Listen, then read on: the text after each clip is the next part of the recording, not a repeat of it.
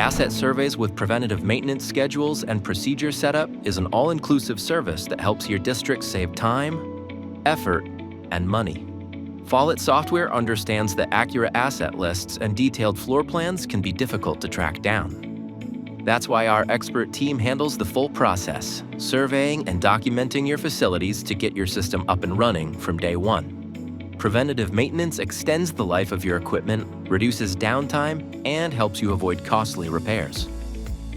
This service also includes a post-survey working session to ensure your team feels confident using the software. We're here to make your job easier by delivering a turnkey system with reliable, actionable data right at your fingertips.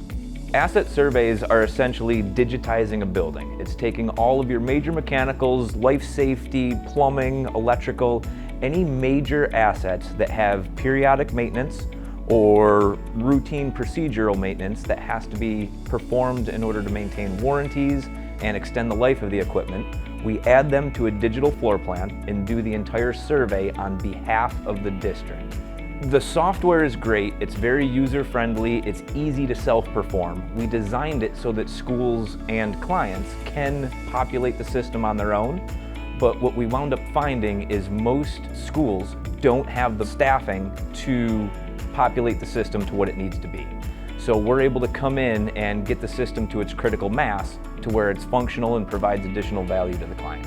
A lot of times the actual blueprints and drawings that the district has are not great quality or they're incomplete. A lot of times the construction projects only touch part of a building, so they may have multiple sets of drawings that need to be combined to make a cohesive, up-to-date set.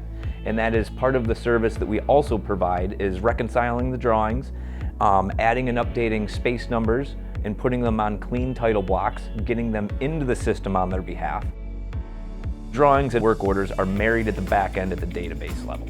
So while they exist as two separate titles that have to be purchased individually, they complement each other very well. While you can use work orders as a standalone system, it operates closer to the old style of asset management using spreadsheets and grids, where you don't get any graphical reference point of where these items are in the district. Once you combine it with drawings, you get the blueprint version of the old school asset list that just lives in a grid, and it really brings it to life. It helps people that are new to the district and new to the building that may not have awareness when somebody says it's on the northwest corner of the roof, or it's over by the old gymnasium underneath room 202. To a director or somebody that's been there for 10 years, that means something. To the new staff member that's only been in that building for a couple of weeks, that means nothing. If they can open up that work order and see a ticket that says a unit needs to be repaired or maintained, and they can click a link to open up the drawing, and it pre-filters to only show that one asset record, they know exactly where they're going in that building, and they can see who worked on it last, what was done, and if the O&M manuals or part lists are attached to it, they have all that at their fingertips before they go to the unit. Learn more about professional services today.